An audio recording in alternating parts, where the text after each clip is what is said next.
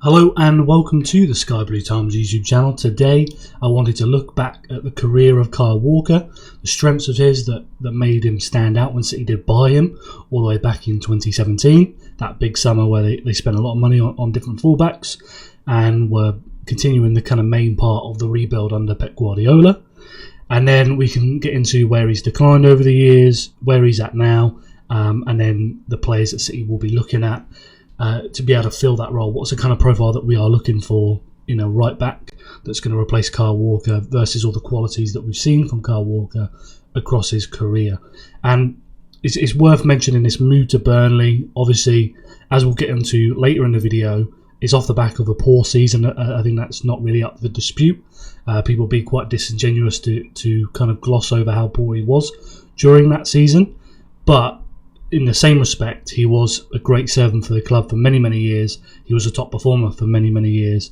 And that definitely needs to have a good amount of weight, as well as mentioning that poor last season and the way it's kind of fizzled out is definitely had a bad look on his career at City. But when you're looking at it as a whole, when you're looking at all the details, this was somebody that performed very well for the club, for Pep Guardiola, and was a key part of the team for many, many years, and in different seasons performed different roles that were useful and were that made the team successful.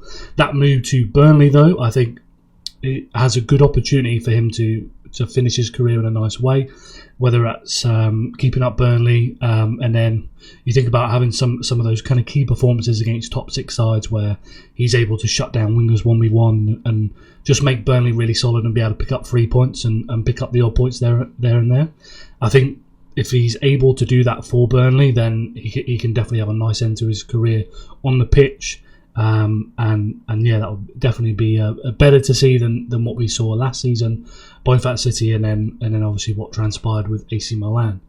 Now, if we move over to Manchester City buying Kyle Walker, this is a great graphic by Opta Analyst, as I just zoom in here, and it reinstates one of the key points around a City defender, a City fullback ideally, and for Kyle Walker over his entire career. So this is somebody that is playing a lot of minutes, and when he's not playing a lot of minutes, particularly at Manchester City, he is available for many, many years. So you look at here in the 17-18, 96%, 97%, 90%, 88%, 67%, 79, 93, and then obviously dropped down in the last season with Manchester City. And when I was looking back at his career, I was looking at his availability, and during the 14 years he's played in the top flight of English football, he's missed only 82 matches. 60 of those were before the 15-16 season. So that's only 22 matches after 2015, from the 2015-16 season onwards, that Kyle Walker was unavailable for. So that really speaks volumes about him as a professional to be available consistently, and that's something we've grown very, very used to as City fans, knowing that Kyle Walker is always there week in, week out to be an option, whether it is when he's on the pitch as a regular in some seasons, and then think about the treble season when he wasn't necessarily the first choice for good periods of that season and played less, he was still available all the time to be able to play. And as you can see here, when you're looking at 21-22, 22-23, we're talking about a season here where Cancelo was really a top fullback for the team and had to play, and Guardiola was looking for something a little bit different, with the players kind of moving inside and his struggles with that, Kyle Walker. And then we move to 22-23, again playing low percentage of minutes. You think about Akanji in the kind of like treble system, you think about Rico Lewis picking up minutes, so he's not playing a good amount of minutes, but he is still available for a good chunk of those, and that is true across his entire City career. Now, if we just move over to this one here, this is by Sky Sports when City bought Walker, and they were looking at the fullback options that Manchester City did at the time versus why they were buying Kyle Walker. And as you can see here, very simple physical data: kilometers per 90, sprints per 90, top speed. Obviously, all of the City fullbacks cover a lot of ground. It's a role where you just can't not cover a lot of ground, getting up and down that touchline. Not like just the role rather than it being specific to Guardiola. But then when you're looking at Kyle Walker, you're specifically looking at here the sprints per 90. That's a good chunk more than anybody here.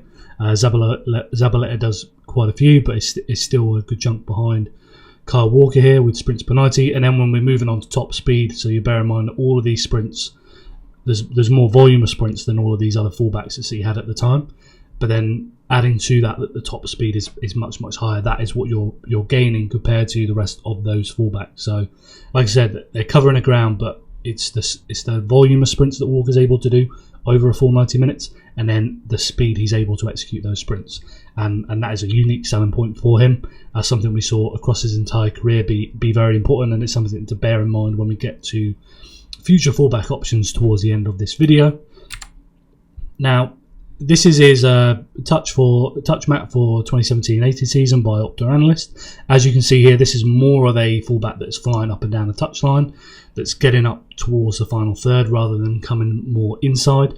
And when we're talking about the kind of early years of Kyle Walker at Spurs, that was a guy who was a flying fullback. That's what a lot of people were looking at when he was making that move to City, was, okay, Guardiola's going to bring somebody that's getting up and down the pitch, wants to get into the box. More akin to what we were seeing from Anthony Robertson. Perhaps not as good as a crosser, but that kind of aspect of his game, that where he's getting up and down the touchline. We saw a lot of that at Spurs.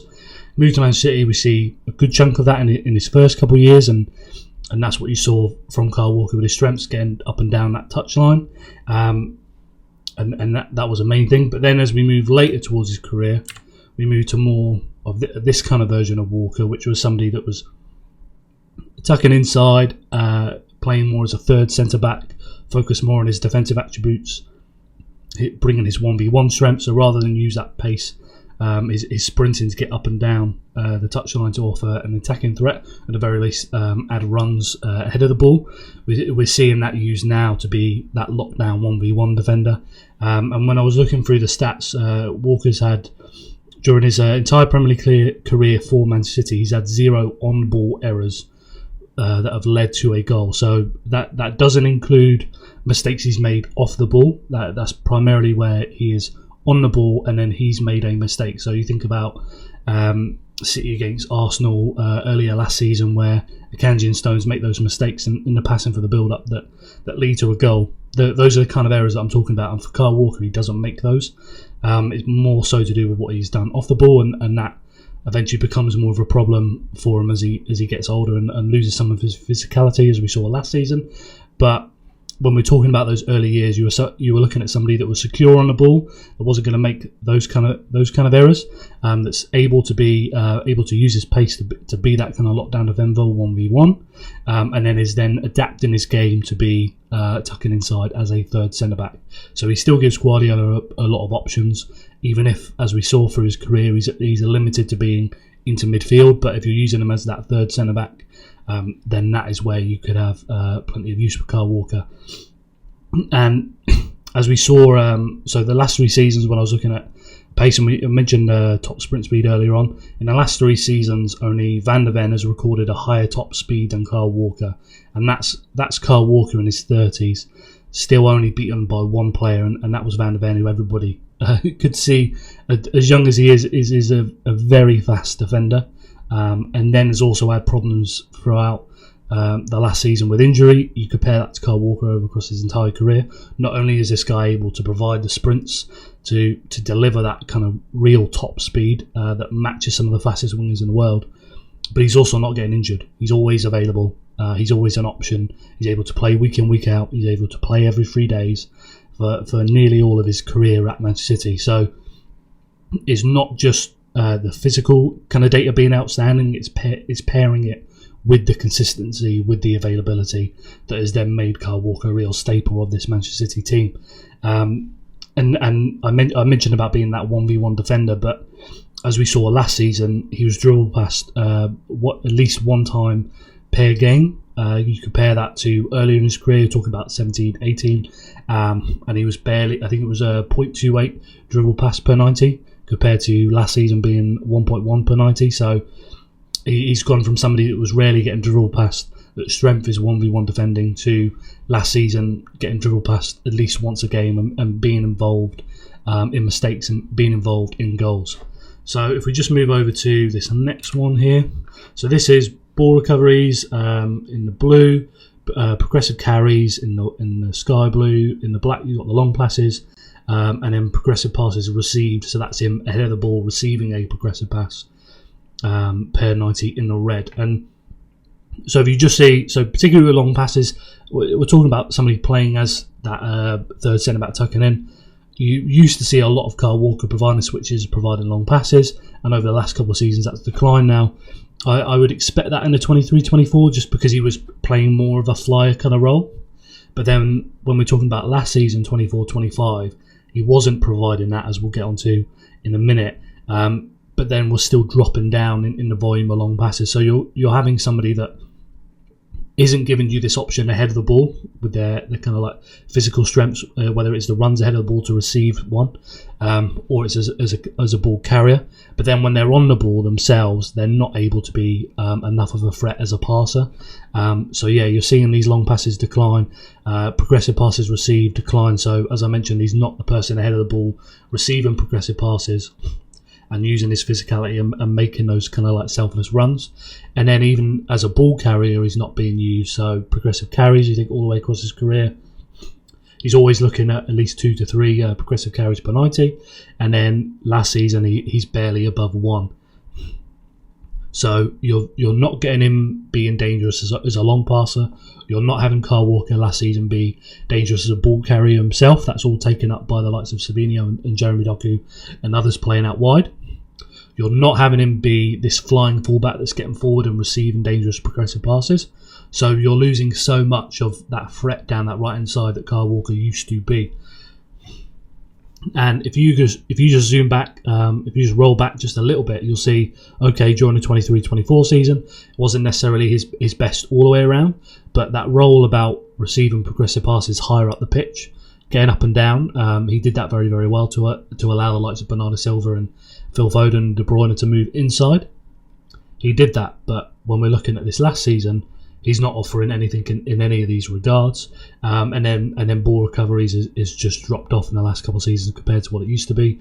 Only a slight decline. That'll be interesting to see how that goes at Burnley. But when it comes to being effective as a fullback, pressing high at the pitch and winning the ball, it's really important for a Guardiola team. And when you have a fullback that's declining like that, as we see with the likes of Lasagna and Zabaleta, and other fullbacks, Kolarov, that we had in that kind of 16-17 season, we've now come full circle where you're needing to do that for the new guys you initially brought in. And then now if we just move to some other stats. So this is aerial duels 1 per 90 in the blue, and at the start of his career, Kyle Walker's winning over 2 aerial duels per 90.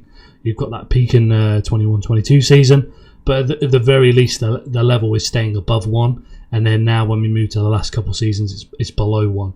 So, and initially this is somebody that was very useful in the air for Manchester City, and it was at least winning an aerial duel per 90 minutes, and then now he's not winning 1 per 90. You look at the same with interceptions. He was hovering around 1, and then now it's dropped to I believe it's 0.3 per 90 now for Kyle Walker. So that's significantly dropped down there. You're not getting somebody that's switched on and able to make a good interception at least once per match.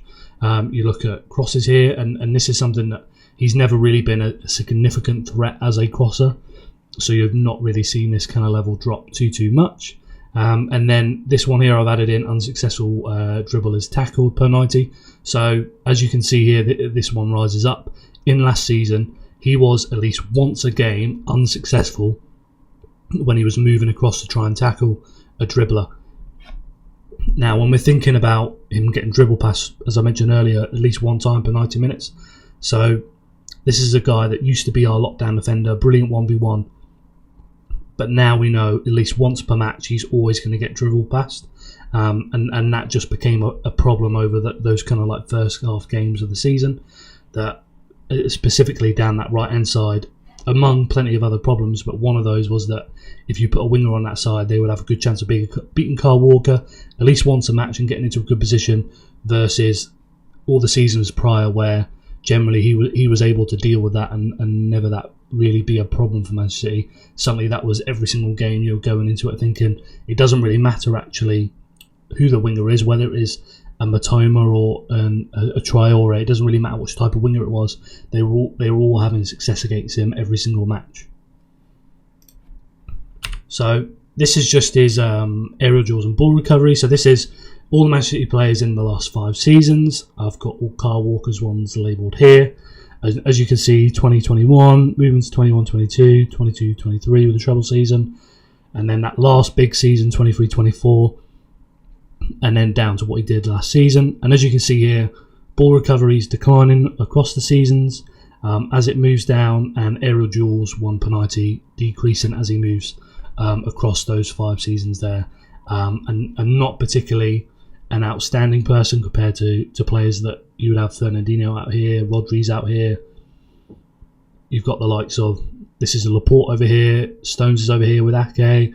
I believe a couple of seasons of Cancelo around here as well. So he had some seasons where he was outstanding when it comes to ball recoveries and winning his fair share of aerial duels, Cancelo. But for Kyle Walker, it's been on the decline for several years now.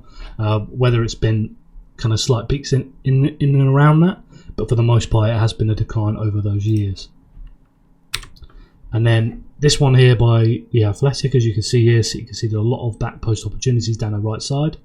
As I mentioned earlier about the being dribble past consistently, down one side for Kyle Walker, and then when you're looking at opposition creating chances on the back post, this was a problem for Man City defending these. I mentioned about the aerial duels. You've not got a Kyle Walker that's able to compete in the air like he used to when he was younger, and then now this is becoming more of a problem for Man City to deal with, and we saw that across the first half of the season. It was just a problem again and again and again, whether it was Kyle Walker there, whether it was Rico Lewis there, whether it was Rico Lewis there having to play at left back because of the injuries. That specific spot being on the back post where Walker played for the majority of that first half of the season, that was an issue for City, conceding a lot of goals. This is another one by The Athletic, just looking at all of his touch map across those games. And if we look at, so West Ham game, he was coming on just for a bit, wasn't particularly involved in the Fulham one quite like that. But if you look at the Brentford, the Arsenal, obviously the Arsenal one, he was pushed quite up because we go down to 10 men, so he gets a lot of touches there. But you're seeing somebody that's able to offer options around the pitch, whether it is because City are having more possession, so he's moving into more of a kind of centre-back role. As you can see against the Newcastle one, tucked more inside. The Spurs one, getting up and down the pitch, having to play out wide. So when we're thinking about what fullbacks could be coming in, as we've seen with Aït-Nouri in the Club World Cup, we will be looking for a fullback that is versatile in their roles, that's not just coming in to only be a flyer, moving up and down the pitch, to only be a third centre-back, to only be able to invert into midfield. You want a fullback that gives you a variety of options, and Kyle Walker wasn't the perfect version of that, and that speaks to why the likes of Cancelo and Zinchenko and others got minutes in the kind of fullback positions.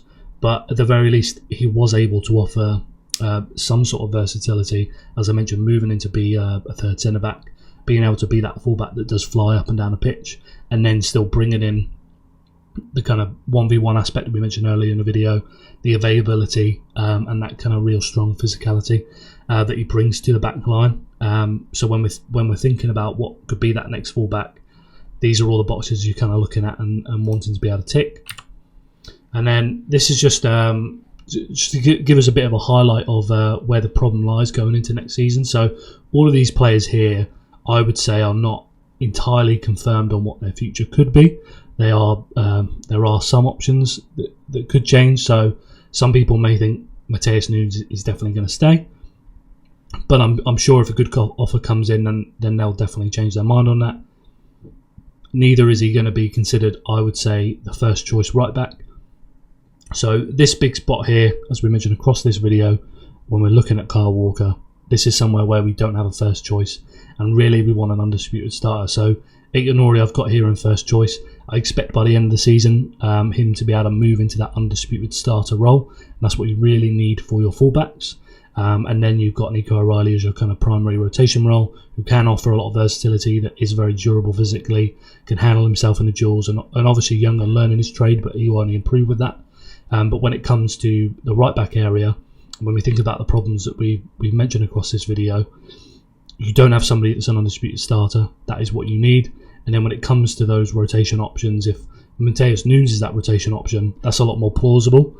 He ticks a lot more boxes with that kind of versatility in the roles that he can play, adds a lot of physicality, can get up and down a pitch, has good technical ability. That fits it a lot. But then when we move to Rico Lewis as an option, again, we're much more limited on the kind of roles that Rico Lewis can play. We're much more limited on the kind of physicality that Rico Lewis can provide, and then the areas where he defends very, very well is much more limited to what we'd expect from Kyle Walker in his prime. So when we're looking for a right back, we don't want to be sacrificing one area of the pitch, whether it is attacking or defending, and then we don't want to be sacrificing that versatility in the roles that they can play.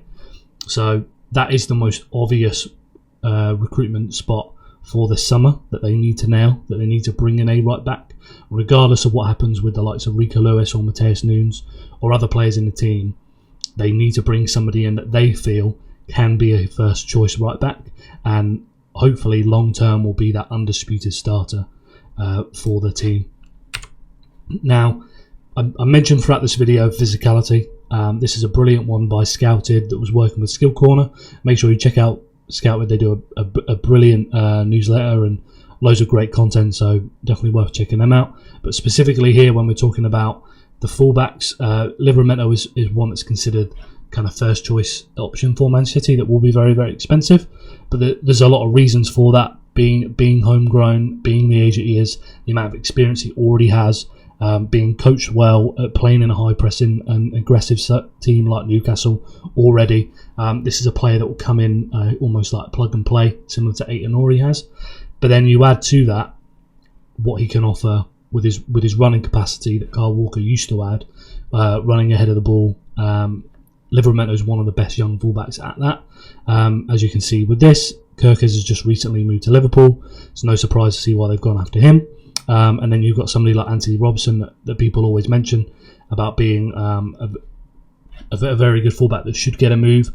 When it comes to the kind of physical aspect, he ticks all those boxes. But then when you look at Livramento being homegrown, being at that kind of younger age, when you look at his ability on the ball, it's much better technical moving inside.